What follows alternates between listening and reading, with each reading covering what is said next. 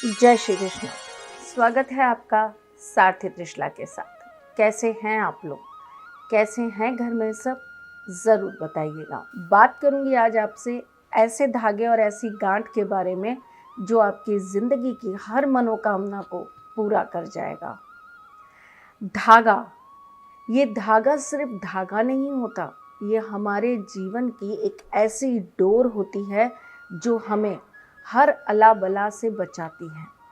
जब कभी भी हम किसी नकारात्मक शक्तियों से घिरने लगते हैं तो हमें कहा जाता है कि रक्षा कवच के लिए ये धागा धारण कर लीजिए।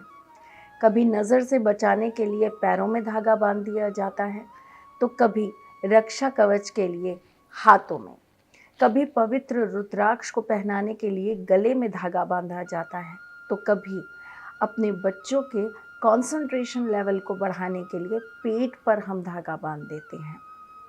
पीला, हरा, नीला, काला, लाल और सिंदूरी रंग का धागा हमारी अलग अलग उपायों में काम आता है, अलग अलग तरीके से सिद्ध किया जाता है और फिर इसे हमें धारण कराया जाता है।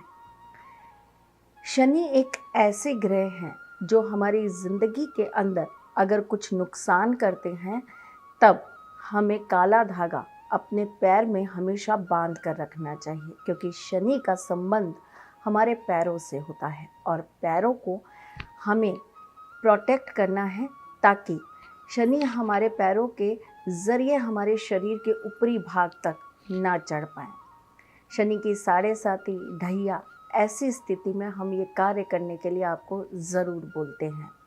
जब राहु की पीड़ा सताती है, जब तंत्र मंत्र होता हुआ दिखाई देता है, तब भी बोला जाता है कि एक लोहे का छोटा सा छल्ला बांधकर एक काला धागा अपने पैर में ज़रूर बांध लीजिए। किसी भी तरह का तंत्र मंत्र आपको परेशान नहीं करेगा। जब आपके ऊपर बार बार चीज़ें नकारात्मक असर कर रही हों, ग्रहों का विपरीत प्रभाव चल रहा हो, तब भोलेनाथ का स्मरण कर कर पीले रंग का धागा आपको अपने गले में बांध लेना चाहिए। जब कभी आपको ऐसा लगे कि भाग्य आपका साथ नहीं दे रहा, तब आपको ठाकुर जी का नाम लेकर ये कलावा अपने हाथ में रक्षा सूत्र के रूप में बांध लेना चाहिए।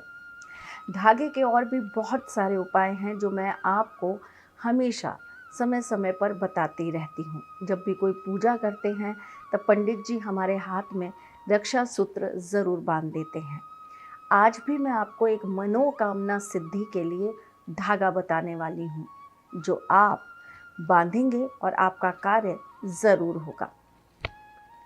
कुछ लोग मुझसे ये कहते हैं कि हम उपाय कर रहे हैं लेकिन हमें उसका फल नहीं मिलता, तो मैं ऐसे लोगों को कहना चाहूँगी कि केवल उपाय करने से काम नहीं चलेगा, कर्म भी करना पड़ेगा।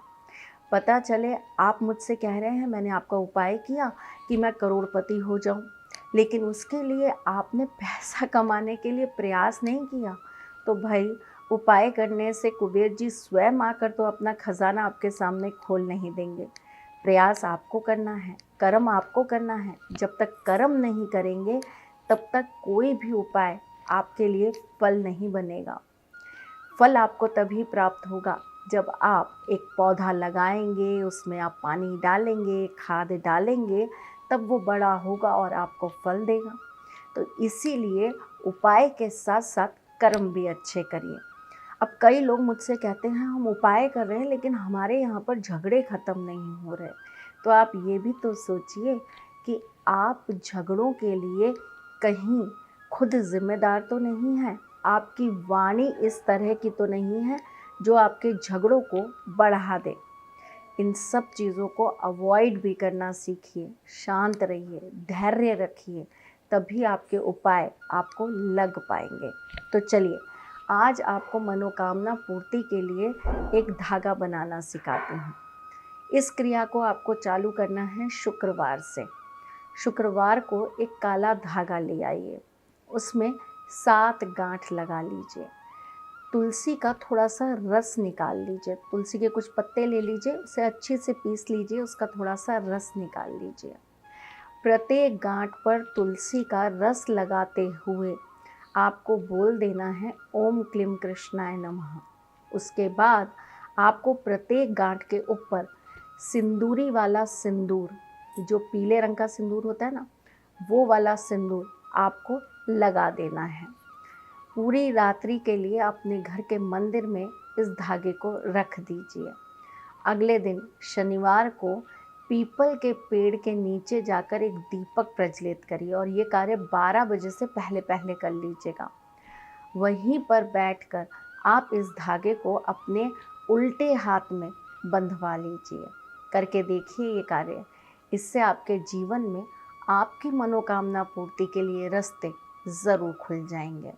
पर ध्यान रखिएगा, मनोकामना एक, और ज़्यादा करेंगे तो चलो ठीक है 2, इससे ज़्यादा मनोकामना मत मानिएगा। जब आप मनोकामना मांगेंगे तब आप ईश्वर को स्मरण करके अपनी मनोकामना पूर्ति होने पर कोई एक अपने मन से अच्छा कार्य बोल दीजिएगा कि मैं गाय को चारा खिला दूंगा, या मैं कुत्ते को रोटी खिला दूंगा, या मैं पक्षियों को दाना खिला दूंगा। जो भी आपसे बन पड़े आप ज़रूर बोल दीजिएगा। और जब आपकी मनोकामना पूरी हो जाए तो पूरी ईमानदारी से आप ये कार्य ज़रूर कर दीजिएगा। जब आपका भला होना तो हमें औरों का भी भला करना चाहिए। मैं फिर आऊँगी कुछ नया, कुछ अलग, कुछ अद्भुत लेकर। तब तक के लिए मुस्कुराते रहिएगा, रिश्तों में मजबूती बना के रखिएगा, अपने साथी के साथ में जुड़े रहिएगा, प्यार देते रहिएगा, प्यार लेते रहिएगा और ख्याल करिएगा उनका जिनसे आप प्यार करते हैं। मैं फिर आपसे मिलने आऊँगी, तब तक के लिए राधे कृष्णा।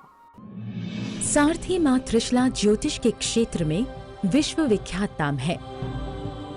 ज्योतिष शास्त्र में पीएचडी माँ त्रिशला पिछले 22 वर्षों से ज्योतिष की सभी परंपरागत विधाओं के साथ साथ अनेक दुर्लभ गुण विधाओं जैसे परछाई एवं नव्स के अध्ययन से अपनी सटीक भविष्यवाणी और पूर्वानुमान के लिए विख्यात हैं। अपने उपायों द्वारा लाखों लोगों का जीवन संवार चुकी माँ त्रिशला लगातार 2016 से ज्योतिष विभूषण अवार्ड प्राप्त कर रही हैं। साल 2018 में उन्हें उत्तराखंड के मुख्यमंत्री त्रिवेंद्र सिंह रावत ने ज्योतिष विभूषण अवार्ड से सम्मानित किया था और साल 2016 में उन्हें राजस्थान में बेस्ट एस्ट्रोलॉजर के अवार्ड से नवाजा जा चुका है।